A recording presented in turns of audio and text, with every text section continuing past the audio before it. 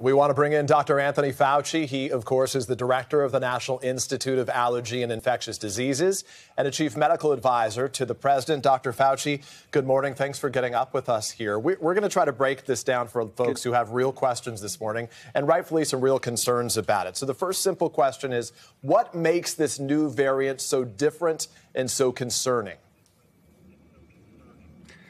Well, it has a large number of mutations, particularly in that area of the virus that relates to its ability to bind to the cells in your nasopharynx and in your lung, namely related to transmissibility. So you would predict from looking at the mutations that have been identified that it likely will be more transmissible. We don't know that yet, but you have to be careful and assume that that's the case. It also has a bunch of mutations that would suggest it could evade the protection, for example, of monoclonal antibodies and perhaps even convalescent plasma for people who've been infected and recovered, and possibly vaccine. These are all maybes, but the suggestion is enough, and it seems to have really spread rather rapidly in South Africa. Even though the numbers are relatively small, its ability to infect people who have recovered from infection and even people who've been vaccinated make us say this is something you got to pay really close attention to and be prepared for something that's serious. It may not turn out that way, right, but you really want to be ahead of it. And that's the reason why we're doing what we're doing. Dr. Fauci, I hear you saying there's still a lot you just don't know about this variant. What are the key questions you want answered, and when do you think you will have those answers?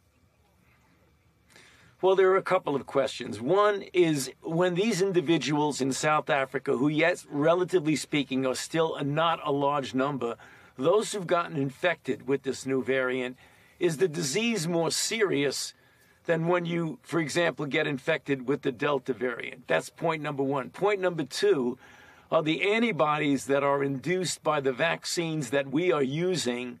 Do they protect against this? It is conceivable that it may be diminishing a little bit the protection, but the vaccines that we use may very well be able to contain this, and then there won't be as serious as some people are surmising it might be. A lot of unknowns, which is the reason why we're all over this. And as I say, you assume something that might be worse than it is, but better that than underestimating. So you don't want people to panic, but you want to know that we're doing everything we can to stay ahead of this. So in real terms, Dr. Fauci, do you believe that Omicron is already here in the U.S. likely?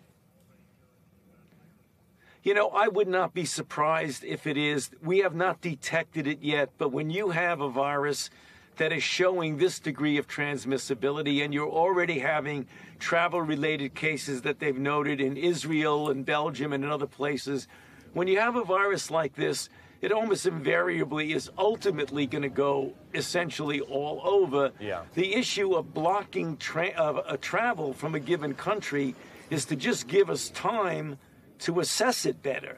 That's the reason for doing that. Not any reason to panic, but we want to give us some time to really fill in the blanks of what we don't know right now. And Dr. Fauci, let's talk about what we know is happening in this country, which is that we are seeing increases in at least 15 states, nearly 100,000 new cases per day. So I guess the question this morning, are we at the mercy of this virus or at the mercy of people who are not getting vaccinated right now?